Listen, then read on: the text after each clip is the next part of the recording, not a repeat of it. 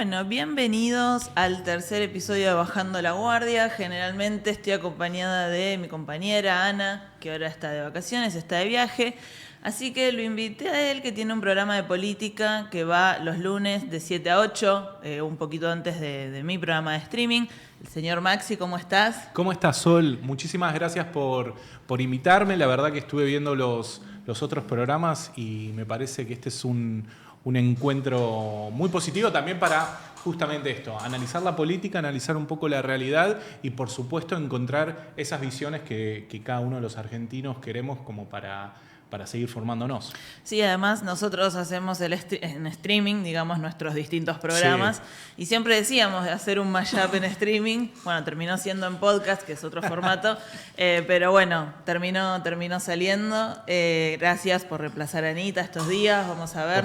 Al final nunca hicimos nada. Nunca con el hicimos streaming, nada, esta es la primera vez. Pero está bueno que ya también lo fijemos, que vamos a hacer el mashup, sí, seguramente el próximo o el próximo programa. Lunes seguramente. Y bueno, estamos con él, que siempre jugamos un poco con quién es el invitado un poquito antes, después durante la semana cuando lo grabamos siempre tratamos de no contar mucho. Bien. Vamos sacando de vista algunos shorts. Pero bueno, hoy estamos con él, estamos en el oeste, así que yo pienso que no podía no ser de nuestros primeros invitados. Fue una de las primeras personas que contactamos y enseguida tuvo una predisposición, así que nada, agradecimiento. Él es ex diputado nacional, sí, ex intendente de Morón, fue la autoridad en el AFCA, autoridad en Acumar. No sé si me estoy olvidando de algo. Empezó también como concejal. Siempre nos pasa que vienen, claro, y si tenés que leer, viste, todo el currículum. Tienen una carrera además amplia y exitosa. Totalmente. Vamos a charlar un poco en qué anda hoy, la actualidad, rememorar algunos de sus cargos. Está con nosotros el señor Martín Sabatella. ¿Cómo estás? Bien, muchas gracias por la invitación, un gusto. Bueno, en primer lugar agradecerte porque son nuestros primeros episodios. Yo le fui mandando a Aye, que es tu prensa, algunos episodios, pero bueno, la verdad que confiaron en el formato así de entrada, así que... Bueno, y sos del oeste además. Uh-huh. Vivo acá unas cuadras. Ah, bueno, con razón llegaste antes que yo. Sí, claro. Sí, acá estamos del barrio. Bueno, queríamos charlar un ratito, un poco de todo, ¿no? Bueno, tu trayectoria, llegar un poco al día de hoy. Yo estuve charlando con Maxi hacia algunos temas, viste, que queremos sí o sí charlar. Esperemos llegar a todo, sí, porque hay mucho. A mí me gustaría empezar, capaz no por el principio de tu carrera, sino por lo que a mí me quedó como persona que me gusta mucho la política, año 2015. Vos sos candidato a vicegobernador. Acompañás a Aníbal Fernández en una fórmula y por lo menos de lo que yo recuerdo, yo tengo 36 años, una de las internas más calientes, ¿no? de lo que hasta ese momento era, que se enfrentaban con Julián Domínguez y Fernando Espinosa.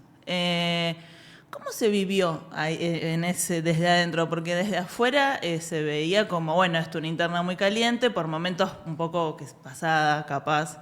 Uh-huh.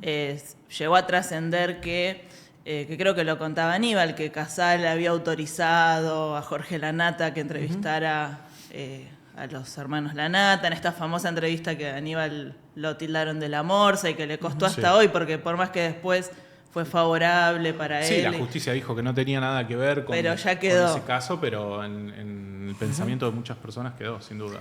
¿Cómo se vivió, Martín, siendo el compañero de fórmula de él? A ver, primero el orgullo de participar de esa fórmula y además propuesto por Cristina, por lo tanto, y Aníbal, ¿no? Pero por lo tanto para mí era muy importante, para nosotros como espacio político importante, y además era el 2015 donde se jugaba la continuidad del proyecto más maravilloso que vivió la Argentina en los últimos largos años, que son esos 12 años y medio de Néstor y Cristina, esa década ganada.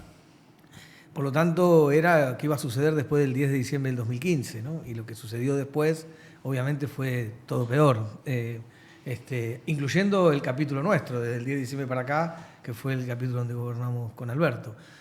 Todo fue peor. O sea, esa década ganada, esos momentos maravillosos, se cortaron el 10 de diciembre del 2015. Bueno, estoy abriendo un montón de puertas como para poder hablar otras cosas después, pero digo, ¿qué es lo que hay que recuperar en todo caso?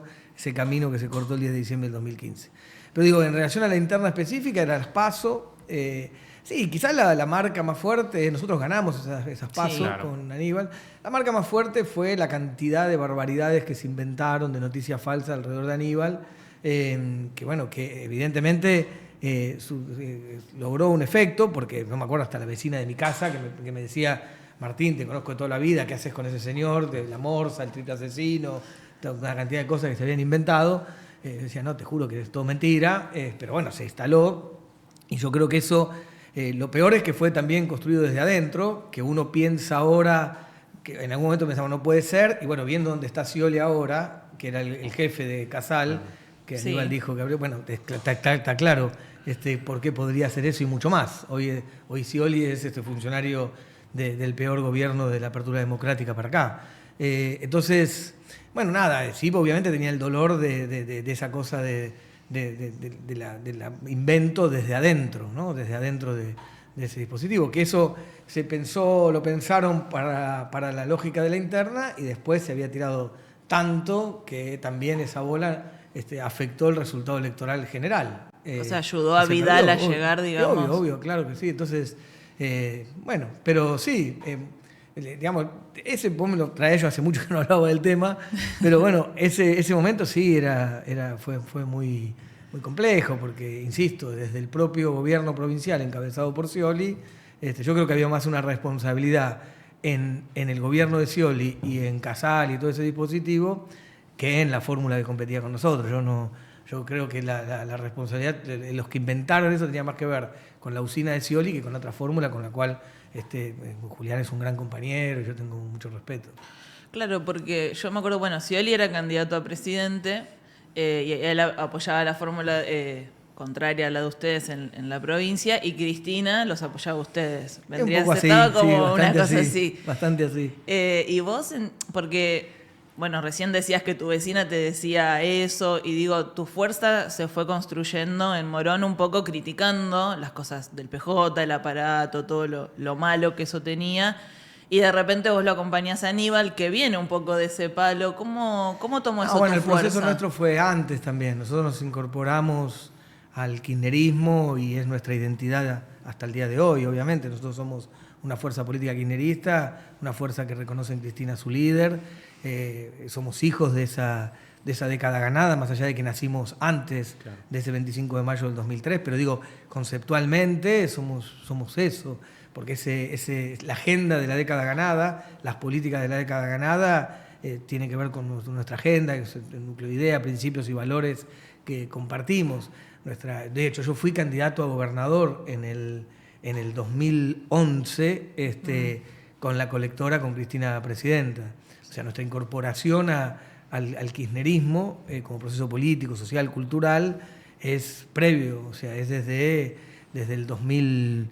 Empezamos en el 2008 en la discusión sobre cuando fue el tema de las retenciones del campo, y después 2009 hicimos un proceso, 2010, 2011 ya éramos parte de ese dispositivo, y por eso yo también soy, insisto, candidato a gobernador, con Cristina candidata a presidente, con una lista colectora. Entonces, nada, ya en 2015 ya estábamos súper adentro del dispositivo kirchnerista. Yo en ese momento era presidente de la Autoridad Federal de Servicios de Comunicación Audiovisual, había tomado licencia de la Cámara de Diputados a pedido de Cristina para incorporarme al gobierno en la presidencia del AFCA. Otro orgullo haber sido parte del gobierno de Cristina, ¿no? Así que en ese momento ya estábamos súper adentro. Estaba resuelto internamente. ¿Le querés preguntar algo al respecto? Sí, porque justamente retomando un poco, sosteniéndonos en este tiempo, esta interna vos también te encuentras en ese momento con una explosión muy grande de lo que era Nuevo Encuentro. Bueno, Nuevo Encuentro, a partir de tu incorporación, que decís 2011, más o menos fuertemente al kirchnerismo, también Nuevo Encuentro empieza a aparecer y a transformarse, si no entiendo mal, en un partido también nacional. Porque fue más o menos al mismo tiempo, porque nosotros nacimos a la política Fronteras Afuera de Morón, o sea, fundamos el partido en el 2004, pero ya veníamos gobernando Morón desde el año 99, y nacemos a la política provincial en el 2009, y en el 2011 ya armamos un partido nacional que participa de la elección nacional también como fuerza política dentro de la coalición que lleva a Cristina presidenta en el 2011. Sí, es que nosotros es medio como que al calor de la vida, del proceso del kirchnerismo de esa década ganada, también el nuevo encuentro se desarrolló en el país como una de las fuerzas políticas que conforman el espacio kirchnerista y que eran parte del proceso político que vivía la Argentina en ese momento, ¿sí? Bien. Y ya por ahí yendo un poquito más a la actualidad y a los temas que claramente los que nos gusta la política y vos la vivís todos los días, pero nosotros por ahí que la analizamos y la pensamos, digo, estamos en un proceso nacional que creo que para la inmensa mayoría de los argentinos es muy difícil. Bueno, yo desde mi lado, obviamente sin caracterizar, pero sí dándote la posibilidad de que vos lo hagas. Vos contanos hoy a julio del 2026, ¿cómo ves la situación del gobierno nacional primero? Vamos a ir de lo más general a lo más particular hasta llegar a la discusión de Morón. ¿Cómo ves vos eso? No, el gobierno nacional es una tragedia. Estamos viviendo una pesadilla los argentinos y argentinas. Vos lo nombraste antes, perdón, como el peor gobierno desde la vuelta a la democracia, Sí, más claramente. que el de Macri. Sí, me parece que es el mismo modelo económico, pero con las características de este personaje, que es una derecha sin filtro. No digo que piensen distinto, digo que al no tener filtro, un personaje con características particulares, aparece al desnudo total qué es lo que piensan. Entonces aparece su capítulo negacionista, ¿no? aparece un capítulo cipayo con más potencia, o sea, todo se potencia. Sí, sí. Entonces, ahora el modelo económico es el mismo también que implementó la dictadura, es el mismo que sufrimos en el menemismo, que sufrimos con el macrismo, es ese modelo neoliberal que destruye la matriz productiva y distributiva de nuestro país, que quiere que la Argentina sea productor de primario, que exporte y que destruya todo lo que es agregarle valor a los productos. Entonces, nada, me parece que es ese mismo modelo que lo que concretamente hace es que todos los días los argentinos y argentinas estemos un poquito peor. Los trabajadores y trabajadoras que se pierden las empresas, que se cierran las industrias, los comercios, porque baja el consumo, porque baja la actividad económica en términos generales, excepto los grupos que se privilegian de las 2 o 3 actividades que pueden tener mejor o un avance en términos económicos, pero que no son los que generan la mayoría del empleo, y los grupos de la especulación financiera que se hacen millonarios sin trabajar, que son tipos que sin producir una tuerca se hacen millonarios en esa especulación financiera.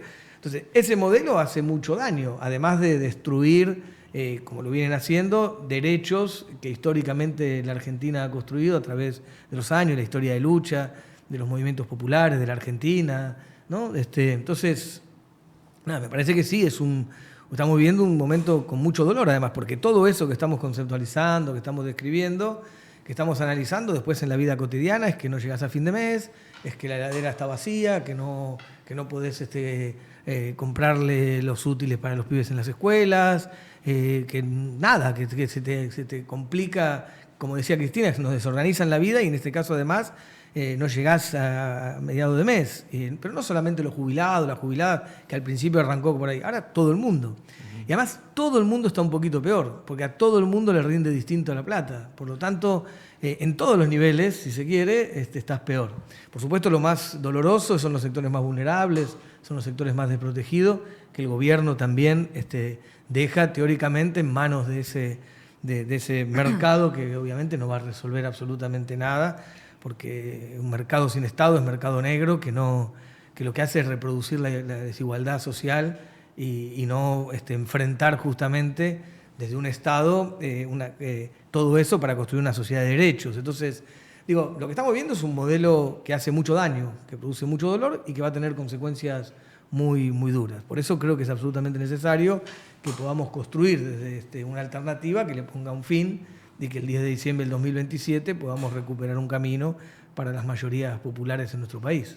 Estuvo acá con nosotros en el primer programa Cele Fierro, que bueno, ella es dirigente de una facción de izquierda del MST, y estuvo charlando un poco. Ella comparaba a Milei con Kicillof en el sentido que ambos ajustan, y bueno, esta cosa que tiene la izquierda un poco que dice que son lo mismo, yo no digo que son lo mismo, pero digo, ¿hay ajuste también desde el gobierno provincial? Me parece que comparar eso me parece una barbaridad. Me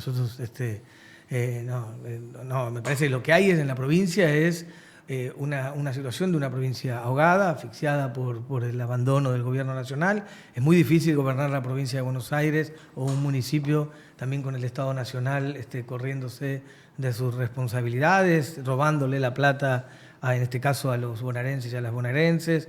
No, yo creo que se hace un gigante esfuerzo para enfrentar el daño que hace el gobierno nacional a los bonaerenses y a las bonaerenses, pero no, comparar eso es justamente el ajuste del gobierno nacional, el desastre del gobierno nacional y cómo vos en la provincia intentás enfrentar o paliar eso, mostrando que el camino es el opuesto de lo que hay que hacer, más allá de que puedas lograrlo, porque es muy difícil querer desde la provincia o de un municipio revertir, insisto, la ausencia del Estado Nacional como lo está haciendo, con los efectos que eso genera en la vida cotidiana de quienes viven en un territorio, ¿no? Me parece que esa comparación, entiendo la posición política claro de quienes lo expresan, pero no la comparto para nada. O sea, está haciendo una buena gobernación para vos, Axel. Sí, se está poniendo en el cuerpo en un momento muy, muy duro, muy difícil, a mí me tocó ser intendente con De la Rúa presidente, sí. O sea, digo, no sé lo que es estar en una situación así. Más allá de las discusiones que podamos tener, no tiene nada que ver una cosa con la otra, digamos. Sí, perdón, y te pregunto, pues justo vos traes esas discusiones y antes nombrabas sin duda que la conducción tuya y de tu espacio es Cristina. ¿Cómo ves esta situación de esta puja, esta interna o como se quiera llamar, tanto desde Axel y Cristina o desde Máximo y Axel, pero también te lo pregunto desde otro lado, ¿cómo también vos lo ves o te lo dice tu militancia respecto a esto? Porque nosotros cuando hablamos con muchos militantes de diferentes espacios dentro de la oposición, del peronismo en general, se sienten muy cansados de eso.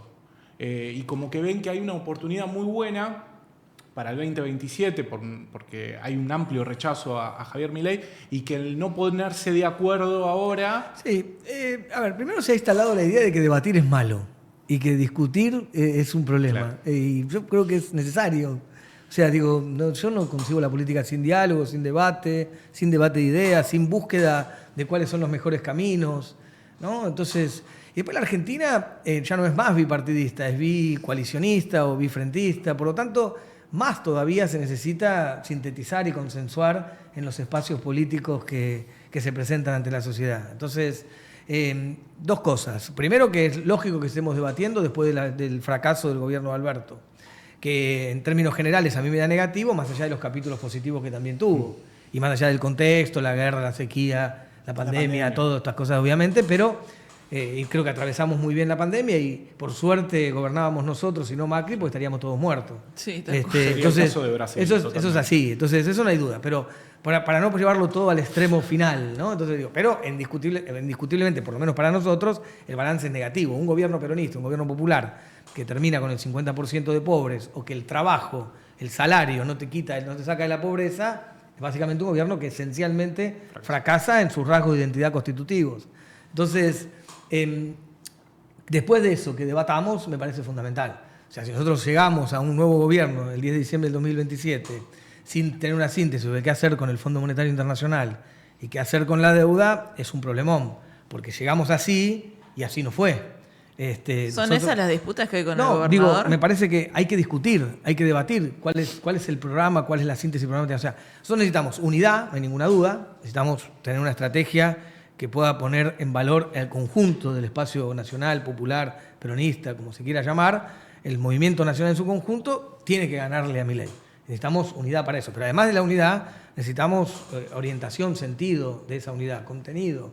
Entonces tiene que haber también una síntesis programática de lo que vamos a hacer cuando lleguemos el 10 de diciembre sobre 10 ejes. Lo que digo, el gobierno no va a ser exactamente igual, ninguna coalición, el gobierno es exactamente igual a ninguna de las partes, pero tendría que parecerse por lo menos más a la mayoría de esa coalición. Lo problema que tuvimos con Alberto es que el gobierno se parecía más a la minoría que a la mayoría de la coalición. Digo, esto es un tema. Y por otro lado, un tema central que atraviesa el momento que estamos viviendo. Nuestra democracia está profundamente herida. O sea, hoy la líder de la oposición, la presidenta del partido más importante de la oposición, la líder más importante de la coalición en su conjunto, está proscripta, presa, injustamente, siendo inocente, porque le tienen miedo y porque saben que le gana. Entonces, hay una democracia con una herida profunda. Entonces, nosotros, los que creemos en la democracia, los que creemos en el Estado de Derecho, los que creemos de verdad en las libertades, en términos generales, no podemos no pensar que el debate público político, la conversación pública política, está atravesada por semejante herida que tiene la democracia, que es que la principal líder de la oposición está presa, proscripta, siendo inocente, para sacarla de la cancha porque le tienen miedo a su rol en el presente y cómo puede iluminar el futuro de ella. Entonces, eso obviamente atraviesa. Y esas discusiones tienen que posicionar también a los espacios políticos y a la dirigencia política que es parte de una coalición. Y después, desde nuestro lugar, lo que creemos es que Cristina es la principal líder política. No digo la única, no digo que sea excluyente, hay muchos otros y otras, pero es la principal líder, la más potente. Por eso está presa porque no le perdonan no haberla podido domesticar, no haberla podido arrodillar, pero está presa también por su liderazgo en el presente y, como decía antes, porque le temen a su proyección de futuro, porque ese futuro con ella es para las mayorías populares y enfrenta una vez más los privilegios de las élites de este país. Por eso la tienen presa. Digo, para nosotros, Cristina tendría que estar libre, y eso creo que coincidimos mayoritariamente en el espacio, todos. Es más, para mí, el pedido de libertad de Cristina tendría que romper las fronteras de nuestro espacio, de nuestra fuerza, tendría que ser de toda persona que se considera democrática y que no quiere que justamente la democracia esté herida. Pero bueno, de nuestro espacio todos coincidimos, pero nosotros creemos además que es la mejor candidata, que Cristina tendría que ser candidata, que tendría que estar libre y ser candidata. Por eso yo digo, si Cristina está libre, y queremos de verdad que esté libre, todos queremos la libertad de Cristina, porque es una injusticia brutal, bueno, si Cristina está libre, ¿no es la mejor candidata? Para mí sí. Entonces, y eso también es parte de las discusiones. Pero no le tengamos miedo a las discusiones, que se debata, que se discuta y que después tengamos que construir mecanismos para procesar en unidad las diferencias y mecanismos para procesar en unidad también las distintas miradas sobre quiénes son los liderazgos que tendrían que estar marcando un camino hoy. Estuvo acá Agustín Rossi el capítulo pasado y él decía que uno de los temas que hay con Axel es que él debería hacer campaña, si quiere ser presidente, diciendo que su prioridad va a ser que Cristina esté libre por una ley de amnistía o por un indulto. No me salía la palabra, por un indulto. ¿Coincidís con eso? ¿No hay otras prioridades para la gente? Yo creo que a ver, yo digo, porque también se quiere separar esto de lo que pasa cotidianamente. Y la verdad es que Cristina está presa para poder aplicar este modelo. Entonces, vos no llegás a fin de mes, a vos no te alcanza la guita para poder tener las cosas básicas, estás en riesgo tu laburo, te echaron del laburo, entre otras cosas, porque Cristina está presa, porque este modelo no lo podrían aplicar con Cristina libre de la misma manera, por lo menos tendrían más problemas, porque el peso específico que tiene el liderazgo de Cristina, la potencia que tiene ese liderazgo, lo que Cristina genera en términos de tensar el sistema político a favor del pueblo, no lo puede hacer ningún otro. Y por eso tiene esa dimensión ese liderazgo. Por eso tiene esas características de los liderazgos que no aparecen todos los días, que surgen cada tanto. Son esos liderazgos fundacionales, son esos liderazgos que dejan una huella profunda, son esos liderazgos que persiguen y son esos liderazgos que encarcelan, como le pasó a Irigoyen, como le pasó a Perón y como le pasa a Cristina. Entonces, eso, lo que pasa es que quizás es difícil vivirlo, pensarlo en el momento que lo estás viviendo. Quizás alejado en la historia lo vamos a escribir en un libro, pero lo bueno, si nos damos cuenta ahora, capaz que podemos evitar que la historia se repita. Entonces, me parece que eso es lo que también produce una discusión. Insisto, no significa que no haya un montón de dirigentes sumamente importantes, y no es contra nadie, ni es contra ningún dirigente, ni subestimando el aporte que pueda hacer cualquiera. Yo arranqué valorando al conjunto de la dirigencia de nuestro espacio, con quienes podemos tener más sintonía, menos sintonía, más o menos diferencias. Nos necesitamos a todos y todas, no hay ninguna duda. Ahora, creo que el peso específico del liderazgo de Cristina tiene una diferencia con el resto y está presa justamente por esa diferencia, por lo que hizo y lo que puede llegar a hacer. Le tienen miedo a Cristina libre.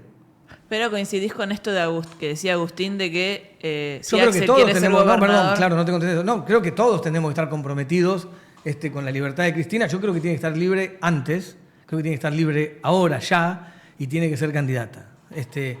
A mí me resulta difícil renunciar a eso en términos porque sería como resignarme a que eso no puede pasar. Y yo estoy convencido que es tan injusto que no puede ser que no lo podamos lograr su libertad. Es tan injusta su prisión y su proscripción que me resulta al revés, inaceptable que no pueda estar libre y que no pueda ser la candidata que todo el pueblo quiere votar, o por lo menos una gran parte, no digo todos, queremos votar.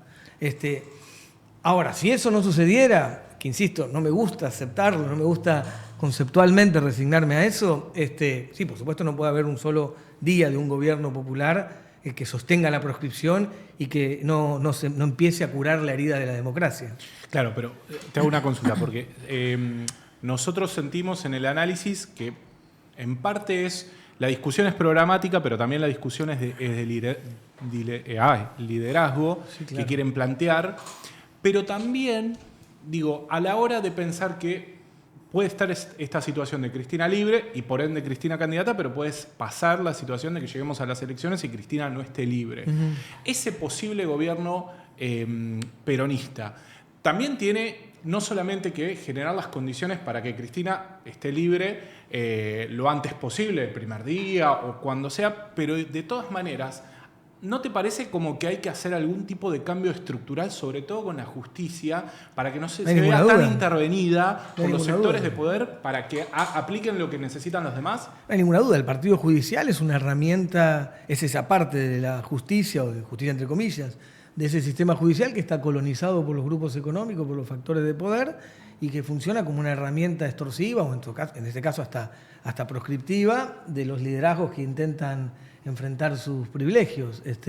No tengo ninguna duda. Cristina planteó la reforma del sistema judicial y es el propio sistema judicial el que lo declara inconstitucional. Por lo tanto, entonces está claro que hay un problema. La democracia tiene un problema con cómo funciona esa parte del sistema judicial que está colonizado y funciona como un partido judicial, y también con esos grupos hegemónicos, mediáticos, que construyen noticias falsas. Hay un tema de la democracia a discutir de verdad, los que creemos en la democracia y en el Estado de Derecho. Entonces yo, por supuesto, que creo que esos son debates absolutamente necesarios. Y me quedo con esto, no está aislado, no corre por un carril distinto, más allá de que lo quieran separar en la conversación pública, no corre por un carril distinto la proscripción a Cristina, el encarcelamiento a Cristina o la prisión de Cristina y la aplicación del modelo. Entonces, Cristina está presa para que lo puedan hacer, y las consecuencias que sufrimos de este modelo, entre otras cosas, las sufrimos porque pudieron poner presa a Cristina. Porque entre otras cosas Cristina le hubiese ganado las elecciones y lo hicieron 2 semanas después de que se presentó, la metieron presa. Entonces, y le temen a eso. Bueno, yo creo que necesitamos la libertad de Cristina y tiene que ser candidata. Vuelvo a repetir, es cierto, decir, bueno, sucede, no sucede, yo quiero que eso pase. Y si no, se verá, pero yo quiero que eso pase, y creo que tendría que ser el compromiso de todos y todas. Y si no sucede, bueno, por supuesto que tenés que armar una estrategia, pero que además de una estrategia en un contexto donde iríamos a elecciones en una democracia sangrando. O sea, eso es un dato de la realidad. Bueno, y después veremos, vamos a decir, bueno, ¿qué hacemos? Bueno, obviamente, unidad, síntesis programática y el que en mejores condiciones esté para representar todo eso. Y el que en mejores condiciones esté, o estableciendo estas bases mínimas que tienen que tener, pero en una PASO todos. No, yo creo que las PASO están bien. Yo creo que Cristina tiene que estar libre, que tiene que ser candidata. Y si alguien quiere ser candidato o candidata, tiene todo el derecho de hacerlo, bien, y que haya mecanismos para que se resuelvan. A mí las PASO me parecen bien, los debates me parecen bien, las discusiones me parecen bien, las internas no me parecen mal. Después nos gusta ver las series en Netflix, vemos Borgen y nos parece bárbaro cómo discute la coalición. Viste que se matan, van, sacan, pierden gobierno, desarman, cosas. A nadie le parece una cosa. Entonces, es mentira, viste que acá somos los únicos que discutimos. Es mentira, pasa en todos lados del mundo. No, pasa en todo el mundo. El debate en Francia, en Italia, en España mismo, en todos lados. Estados Unidos, tomaron el Capitolio hace un par de años. Sí. Entonces, eso no... Porque otra de las figuras que, o sea, estaría entre Kicillof para la posibilidad de ser candidato, bueno, Cristina, que está inhabilitada, pero también, y surge también la figura de Sergio Massa ahí como una posibilidad. ¿Por qué no hay tanta presión sobre Massa para que diga que la va a liberar a Cristina y tanto choque como con el sector de Kicillof? No, a mí me parece que todos han tomado posición, lo han... Lo que pasa es que, a ver, digo, no vamos a negar que hay situaciones distintas que son más dolorosas unas que otras, porque distinto es quien es parte de tu propio proyecto. Eso indiscutiblemente, más allá de que los querramos hacer que no pasa nada, no es cierto. O sea, no es lo mismo lo que vos esperás de lo que vos pariste, en términos políticos, de lo que no tiene que ver con vos. Claro. Son dos, es indiscutiblemente así. Yo te creé. No, más allá de que Sergio acompaña esto, ha planteado con mucha claridad. Lo de la candidatura no sé porque es una decisión de él. Yo tampoco sé cuántos dijeron que querían ser candidatos todavía. No sé si todos lo han dicho. Enteramente candidato. El no, único, ¿qué dijeron? Claro. Uñac fue pero además Uñac lo plantea en un sistema de internas abiertas, que, o sea, si no son las PASO, son mismo como del partido, de manera abierta para que todos puedan participar. Y no hay ninguna duda que la preocupación por ganarle a Milei la tenemos todos y todas. Eso es así. Hay que ganarle y hay que cortar esta tragedia. Lo que digo es que no es de cualquier manera, de cualquier forma, porque después eso tiene consecuencias.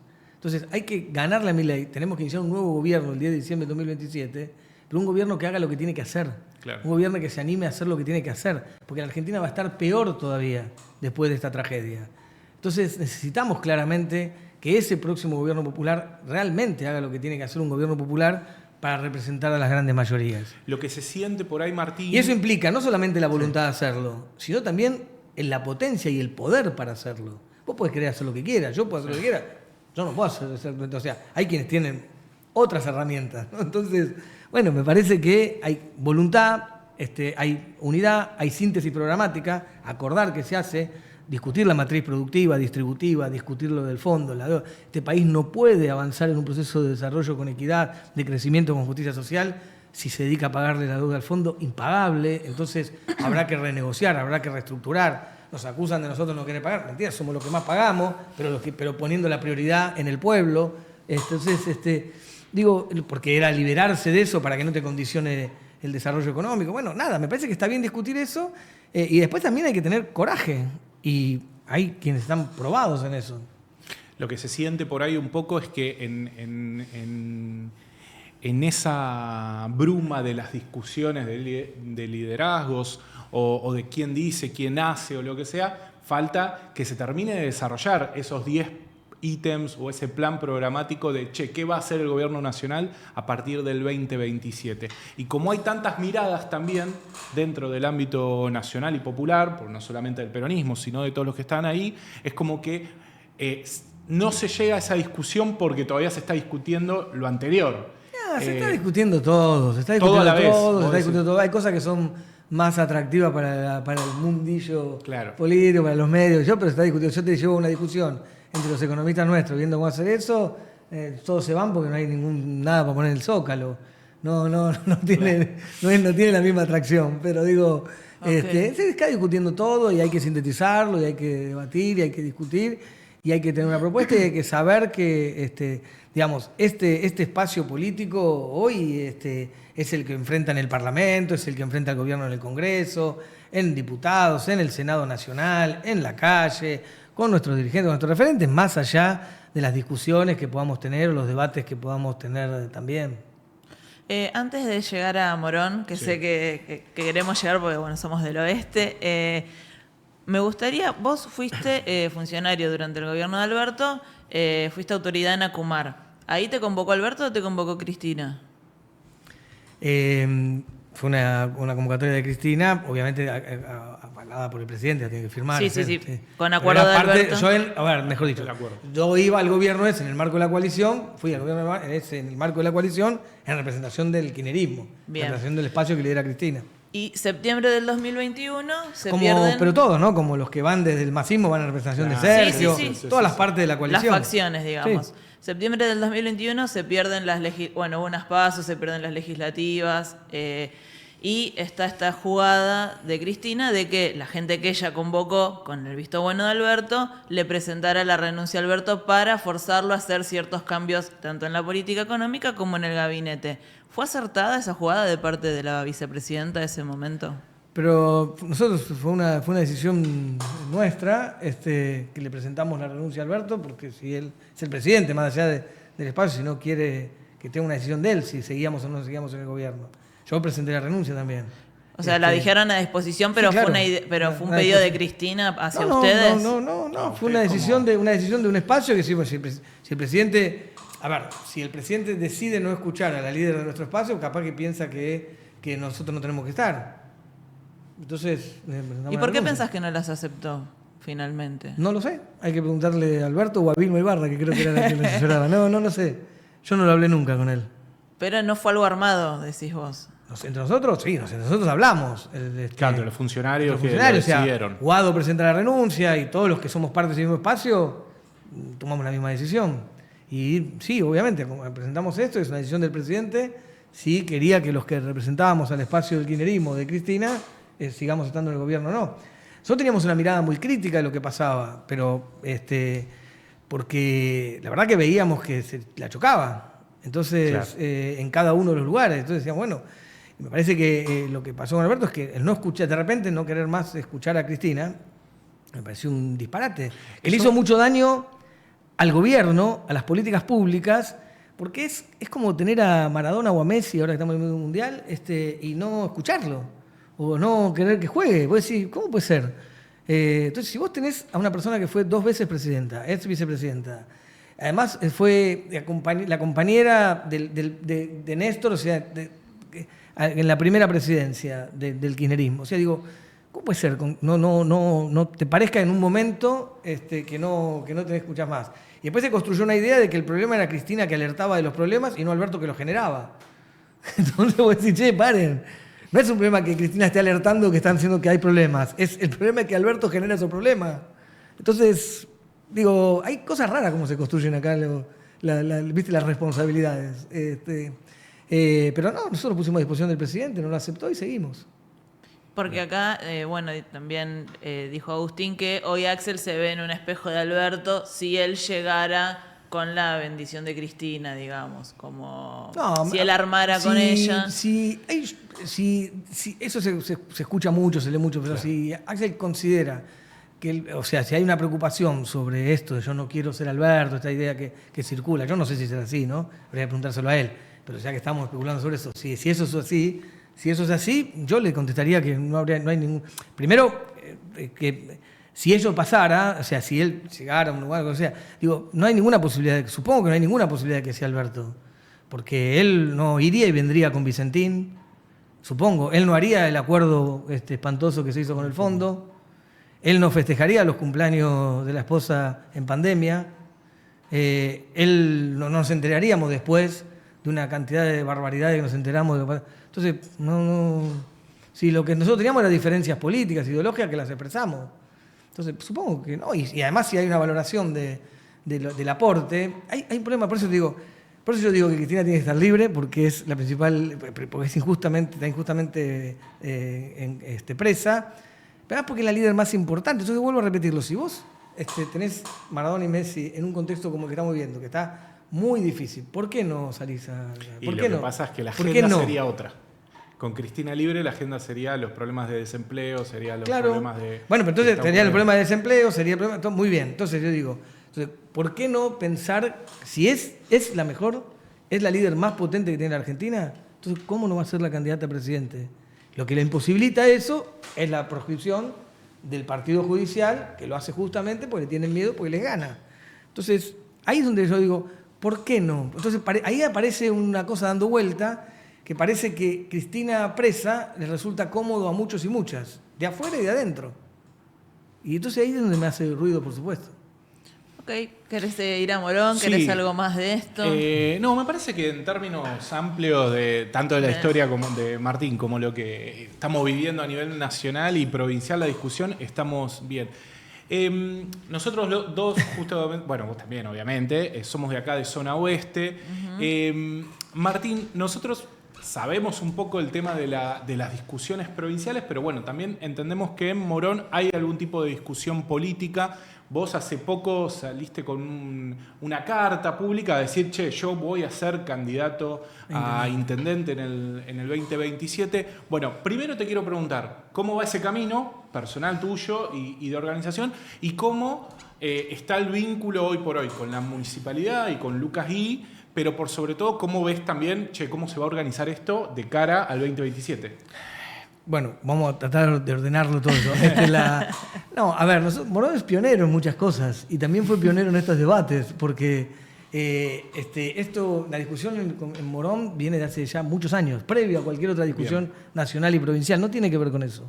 Después sí, además calzó otras discusiones y como que se unificaron. Bien. Pero en realidad es una cosa de hace muchos años que venimos discutiendo, que básicamente lo que nosotros discutíamos en Morón era el perfil del gobierno, que post pandemia me parece que terminó de desviarse y como que se perdió el rumbo, ¿no? O sea, se perdió el rumbo en algunas cuestiones conceptuales de cuáles son las prioridades de un gobierno nuestro, de un gobierno popular en Morón, y después problemas de conducción, de planificación, de conducción, de poder priorizar, de planificación estratégica, de pensar la gestión.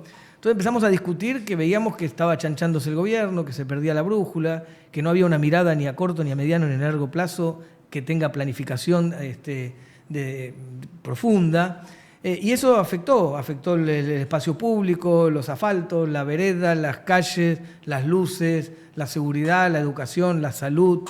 Impacta en la vida cotidiana de los vecinos y vecinas, que es esta democracia de proximidad, de cercanía, que es el gobierno local, es lo que vos tenés más cerca, el espacio público que compartís. Entonces, nada, salís a la calle, tenés el problema, esto, lo otro. Entonces, se degradó mucho la gestión, es muy degradada, se derrumbó en algunos aspectos, y nosotros fuimos muy críticos de eso y decíamos, che, me parece que estamos perdiendo las características, insisto, de planificación, de eficiencia, de eficacia, de transparencia, de rendición de cuentas, de participación ciudadana, de sensibilidad social, de cercanía. Quisimos discutir. Lucas no aceptó esa discusión, no se reunía el gabinete como durante 5 años no se reunió el gabinete. Entonces no aceptó esa discusión, lo sintió quizás como como que no correspondía o lo que sea. Y lejos de escucharnos, además nosotros tenemos experiencia, nosotros somos la fuerza política protagonista de la vida política pública de Morón, más importante de los últimos 30 años. Somos la fuerza política que de las 7 veces que se eligió intendente, solo o en coalición, en un encuentro, ganó 6 de esas 7. Entonces, parecía razonable que tengamos, y además, él también, un intendente que llega con esta fuerza política, no con otra. Era razonable la discusión. Y no se aceptó, y lo que hizo fue sacar a todos los equipos nuestros. Y después, además, no solamente sacarlos, que parte de una discusión política, o decir, bueno, qué sé yo, hay que irse y listo, que para mí es un grave error, porque evidentemente a medida que fue sacando los equipos nuestros se fue deteriorando la gestión. Porque vos sacás gente probada en hacer las cosas bien para poner gente probada en hacer las cosas mal. Porque hay gente que fracasó en el gobierno de Tagliaferro, que además de la gestión horrible, pero además conceptualmente no tiene nada que ver con nosotros, o gente que viene de una agrupación del ruselotismo, probada en hacer las cosas mal, gravemente en Morón. O sea, que fracasó, porque no es que vos sacás gente para poner gente que hace las cosas mejor. Conceptual e ideológicamente no tiene nada que ver con nosotros. Y además, en términos de gestión, eficiencia, como si se pudiera separar. A mí no me gusta separarlo, pero si hubiera margen para separarlo en términos de gestión, un cachivache. Un desastre. Y así estamos viendo. Se cierra el laboratorio de Springo, lo que es un centro de atención primaria, se degrada el funcionamiento del hospital, las calles parecen bombardeadas, las luces se tardan siglos en reparar. Entonces, se degradó. Entonces nosotros discutíamos con Luca además. Nos preocupa por los vecinos y vecinas de la ciudad, nos preocupa porque es el proyecto que nosotros fundamos hace muchos años, y nos preocupa porque así nos va a ganar la derecha otra vez, que es peor que todo lo que estoy describiendo. Y es que fue como pasó con Tagliaferro, que destrozó años de nuestro avance. Entonces, nos va a ganar la derecha, porque la derecha te gana porque estás dividido, eso es un riesgo, por eso hay que priorizar, hay que trabajar con la unidad, pero también te ganas si haces un mal gobierno, preguntale a Alberto. O sea, ¿hay una posible unidad? ¿Hay una posibilidad de unidad en Morón? Nunca estuvo en discusión eso. Okay. Estamos en un debate interno, dentro de la misma coalición, que creemos que el rumbo que tiene este sector de la coalición está equivocado y que no le ofrece a la sociedad lo mejor que tiene Fuerza Patria, para decirlo, para usar el término de lo que nos une hoy, que es Fuerza Patria. O sea, creo que hoy se está haciendo poco y mal y se puede hacer mucho mejor y más. Entonces nosotros creemos que el sector que representamos dentro de Fuerza Patria, que tiene una historia que demostró que se puede gobernar de otra manera, que puede haber un plan estratégico, que se puede planificar trasladar el estadio del Deportivo Morón y se traslada, que se puede planificar hacer 100% de cloacas y de agua y se hace, que se puede planificar hacer la primera etapa del hospital y se hace, que se puede planificar un mapa sanitario y tener los centros de atención primaria construidos en todo el territorio y se hace. O sea, que tenés autoridad y legitimidad para hablar, que podés hablar de política de género porque fuiste pionero en esto, o sea, puedes hablar de políticas de género porque fuiste pionero y marcaste un camino, que puedes hablar de políticas de derechos humanos, de cultura, de educación, porque hay una historia de un antes y después indiscutible en Morón. Somos el sector que le quiere decir a la sociedad de Morón, miren, lo que estamos viviendo no es lo máximo que podemos ofrecer. Esto es poco y malo, se puede hacer más y mejor, pero no somos parte del mismo espacio. Es raro igual que el intendente rompa su propio bloque. Eso sí es raro. Eso y es raro. A mí me resulta, por lo menos, muy llamativo. Decir, bueno, o hay mucha innovación atrás, que no es la característica, algo novedoso, así, pero es raro, porque bueno, nadie rompe su propio bloque. Entonces, Lucas tenía un bloque de 12, sí, que siempre había votado como todo lo que necesitaba el gobierno, ¿no? ¿Sí? Sí. Y de repente lo rompe, agarra 5 de esos 12, va a buscar a uno que entró por el PRO, que viene de una agrupación ruselotista, y arma un bloque de 6. Para mí es incomprensible. No escucha a la principal fuerza política, no la escucha, no la tiene en cuenta, la saca del Ejecutivo en el marco de la coalición. Me parece rarísimo. Está rompiendo ciertos códigos, entonces. Me parece que está equivocado, eso lo mínimo, y después me parece que no sabe cómo se hace esto, porque está mal. Yo no concibo la política sin diálogo y la coalición no funciona así, porque si vos lo que se te juega es un problema de autoridad, la autoridad no se construye así. O sea, el quien le toca conducir una coalición no es el que impone su situación o lo que él piensa, sino el que mejor sintetiza las partes. A ver, el intendente tiene que tener la última palabra. Yo fui intendente 10 años, pero me parece que confunden la última con la única. Una cosa es la última, porque vos escuchás a todos y tenés la última palabra, y otra cosa es la única, que no escuchaste a nadie y decidís solo. Te equivocás. En general te equivocás, porque no sabés de todo, no podés hacerlo, no podés saber.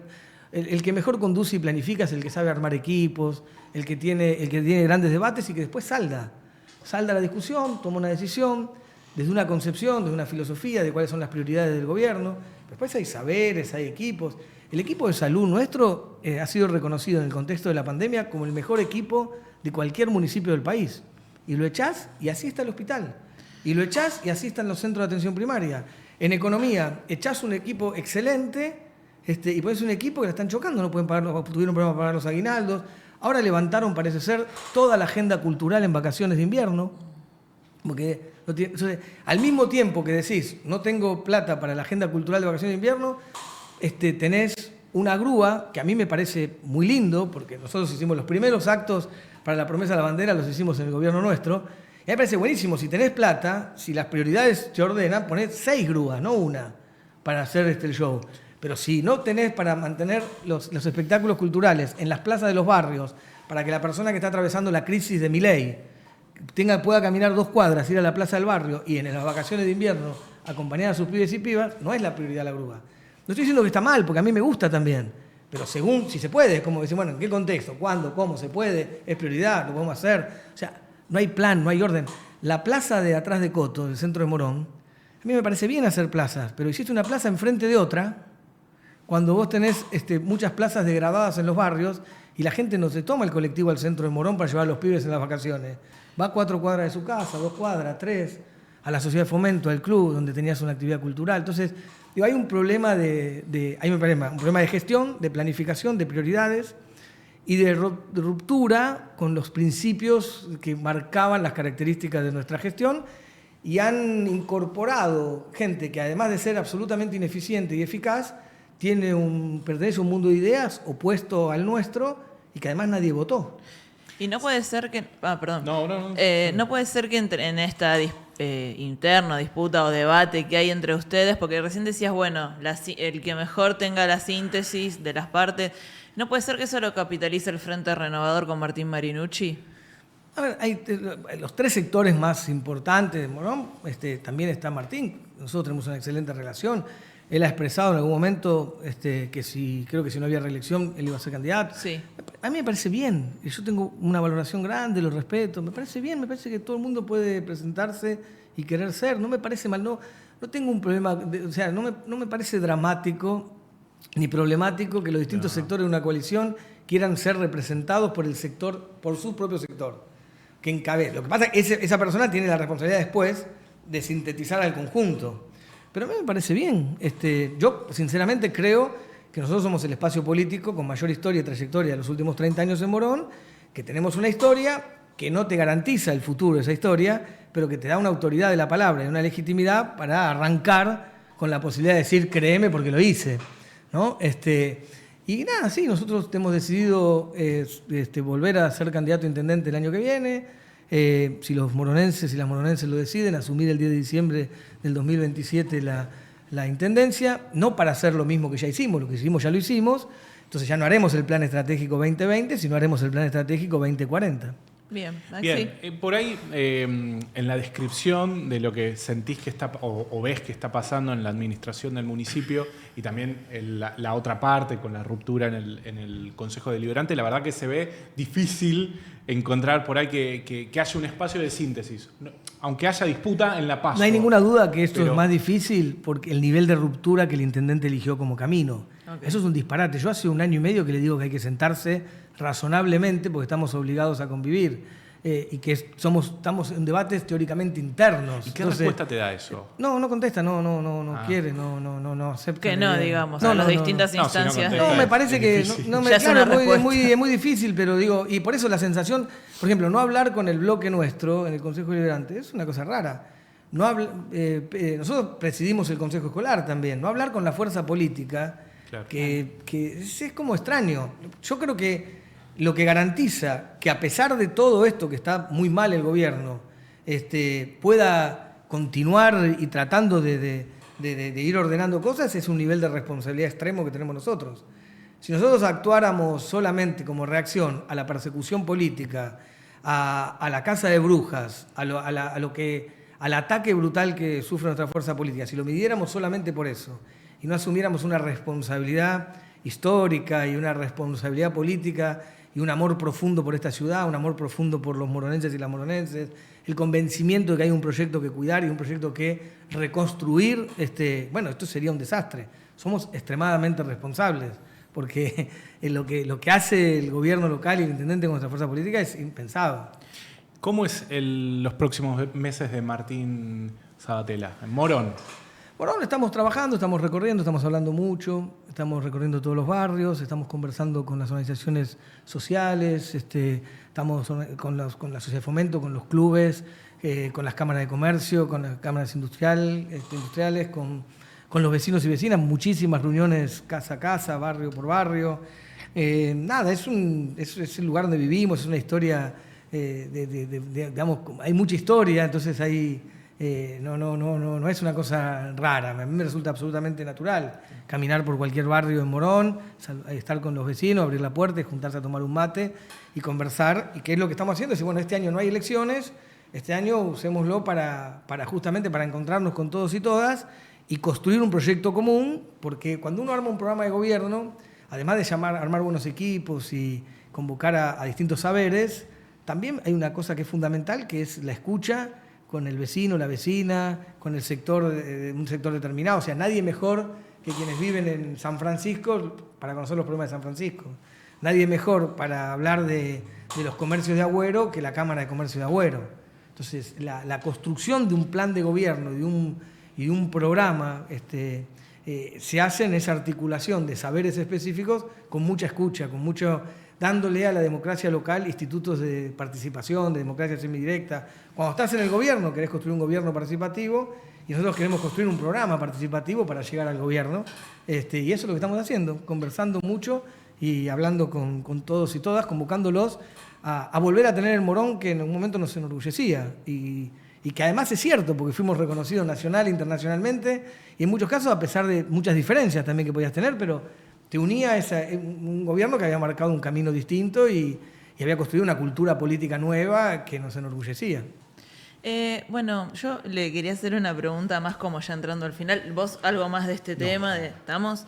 Porque escuché a tu compañera Mónica que le contaba creo que a Julia Mengolini, una charla que vos habías tenido con Néstor Kirchner, aquellas legislativas del 2009, en las que vos decías, uy, bueno, sí, si hubiéramos ido juntos le ganábamos a De Narváez, mirá, y como que él dijo...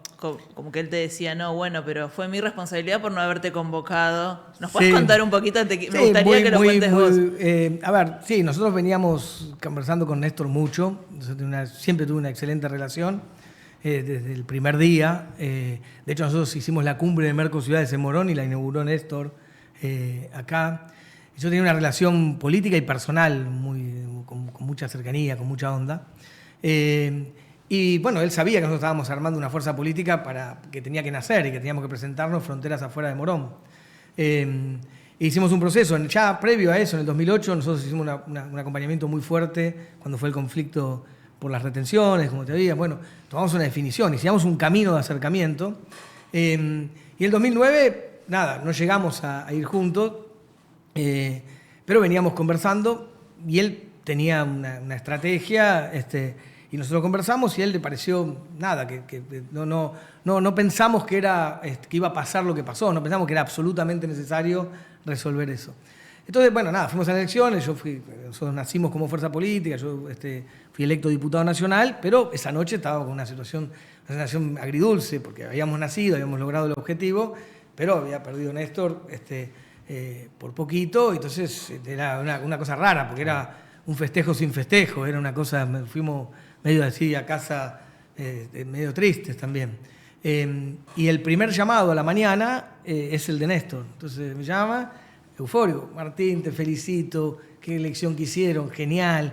Yo me sorprendió primero y digo, bueno, pero yo me siento mal por esto. El otro me dice, no, pará, ustedes sacaron una elección bárbara, tenían que nacer, tenían que construir esa fuerza. Buenísimo. No, si hubo un error es mío, porque yo tendría que haber armado una estrategia. Entonces yo soy el que conduce, el que dirige. Increíble, porque dije, bueno, este es Néstor, obviamente. Claro. La genialidad de Néstor, la grandeza de Néstor. Al otro día, a las pocas horas de ese resultado. Bueno, y eso me dio una cosa así como una bocanada de aire fresco. Si Néstor dice eso, está bien. Pero me dijo eso, si hubo un error fue mío, y vos, la verdad que bárbaro, dice, pero no nos tiene que volver a pasar, venite a la tarde de Olivo y empezamos a charlar. Y esa tarde me encontré de vuelta con él, y después nos encontrábamos seguido, y ahí se armó la estrategia también de que yo sea candidato a gobernador en Colectora, en la Colectora en el 2011, pero decía candidato a gobernador de Pingüino o Pingüina, quien sea, que no lo decía, ¿te acordás en ese momento? Y estrategia que después continuamos con Cristina. Y lo que no te terminó de cerrar en ese momento eran Scioli y Massa que iban con él, era todo ese aparato, había algunas definiciones. Nosotros hicimos un proceso de acercamiento, también teníamos que llevar a nuestra fuerza política hacia ahí, que también yo estaba absolutamente convencido cuál era el camino, y estaba absolutamente convencido que el 25 de mayo del 2013 en la Argentina nació una fuerza política, un espacio político, un proceso político, social y cultural que tenía que ver con lo que nosotros pensamos. O sea, veníamos a hacer la cumbre de Mercociudades, y Néstor estaba planteando esa patria grande, maravillosa. Veníamos de abrir el primer centro de tortura recuperado para el ejercicio colectivo de la memoria en toda América Latina, y Néstor abre la Exesma. Claro. Digo, vos tenías esa agenda, es lo mismo, son los mismos valores, las mismas cosas. Entonces, teníamos el proyecto de urbanización de Carlos Gardel, que para nosotros era un tema que marcaba claramente un perfil de nuestra gestión, y Néstor enseguida dijo, vamos por ahí. O sea, empezamos a sentir que ese era nuestro proyecto, porque cuando nosotros nacimos en la crisis de representación del 2001, donde el sistema político en crisis absolutamente. Entonces parimos una fuerza política nueva acá, convencidos que, más como una estrategia de supervivencia local también, pero no pensando en proyectos locales, pensando en proyectos nacionales, latinoamericanos, siempre tuvimos una concepción así. Bueno, cuando apareció lo de Néstor fue maravilloso, pero fue un proceso político, pero a diferencia de otros, una vez que entramos. Okay. Y con mucha coherencia y con mucho orgullo, bancando las buenas y las malas, y marcándote en el cuerpo los abrazos, las marcas de los abrazos y también la marca de las heridas, ¿no? Ok. ¿Le querés preguntar algo No, último la verdad antes que de bajar la guardia? Me parece que estaría bueno igual que puedas cerrar con un mensaje el que vos quieras decir como para la gente que te está escuchando. Antes del mensaje, la última, top 3 de mejores presidentes de Argentina. Se la vamos a complicar después de No, todo lo que contó, se la vamos a complicar. Pensando de la apertura democrática para acá, Sí. de la apertura democrática para acá, Néstor y Cristina indiscutiblemente. No, perdón, desde históricamente, No, si no quieren contar los de facto, pensando obviamente no. históricamente, quizás Perón, Néstor, Cristina. Bien. Sí. Bien, eso. ahí estamos. Ahora sí, un mensaje sobre. No, un mensaje que ¿Alguna quieras, consideración? dejar para... No, me parece que estamos viviendo un momento muy doloroso, que hay mucho sufrimiento en nuestro pueblo, que el gobierno de Milei está haciendo muchísimo daño, que tenemos que reconstruir un proyecto basado en la producción, en el trabajo, en recuperar la idea de que se puede, que vale la pena y que es posible construir un país distinto. Yo creo que eso es lo que hizo Néstor ese 25 de mayo del 2003, volviendo a él, que es puso la utopía de vuelta en el futuro. La teníamos en el pasado, en el sentido de los días más felices, mi viejo me decía, los que habían vivido Perón y Evita, y él volvió a poner la utopía en el futuro y la posibilidad de decir, a correr los límites de lo posible, a enfrentar la cultura de la resignación. Cultura de la resignación que cada vez que hay un gobierno como este aparece potente.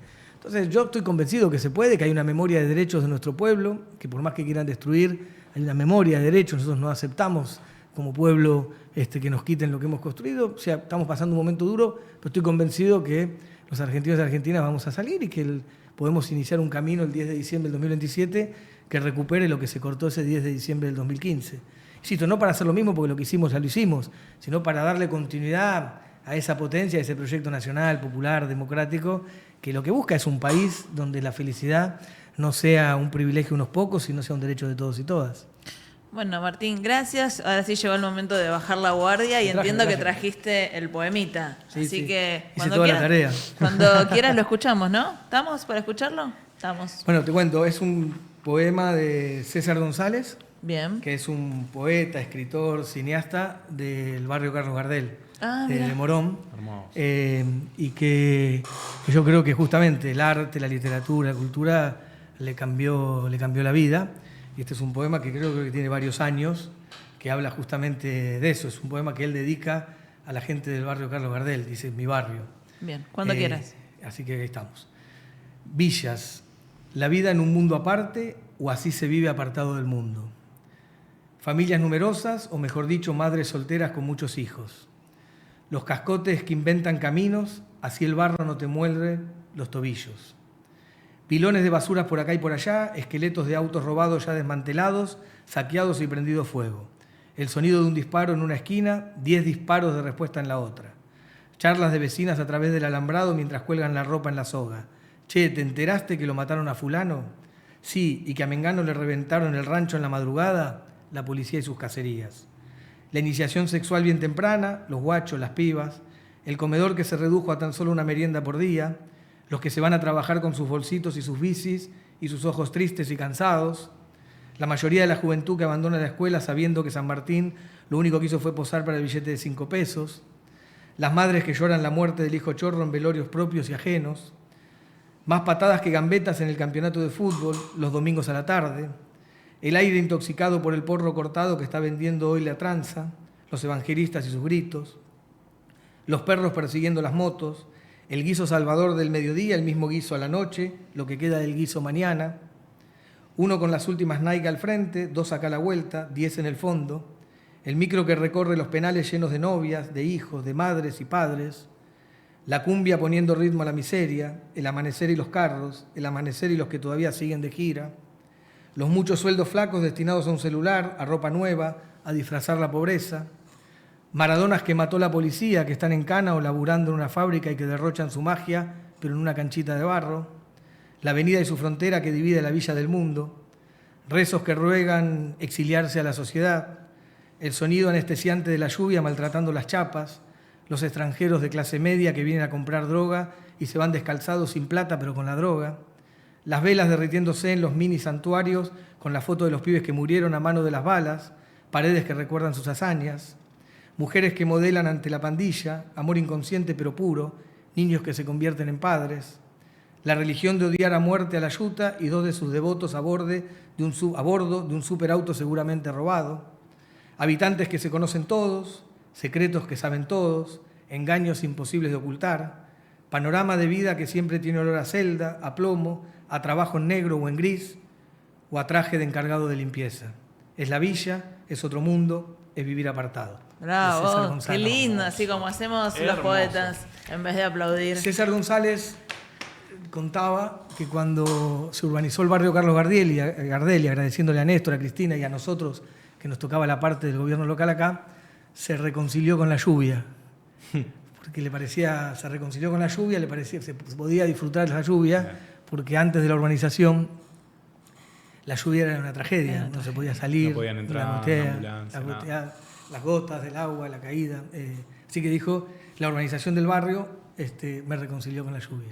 Bueno, Martín, hermoso el poema. La verdad creo que hasta ahora que no se enojen los otros invitados, pero el que mejor recitó, no sé, acá vos que allá que vieron todos los episodios. Gracias por venir, gracias por apoyarnos, que son nuestros primeros episodios. También le queremos agradecer a Aye, que estuvo gestionando todo esto, tu prensa. Gracias Juancho, que está en controles, Ari Abreu también en producción. Y bueno, gracias por hacer esto conmigo, que ni me conocés casi. Por favor, la verdad que es un placer, no solamente por el formato, sino también por los invitados. Y también por el tema que nos gusta mucho a ambos, la política. El martes que viene vamos a estar acá de nuevo. Bien. Y el martes que viene seguramente va a estar saliendo esto. Así que muchas gracias Martín y muchas gracias a ustedes, Martín. un gusto. Muy lindo programa. Gracias. Gracias.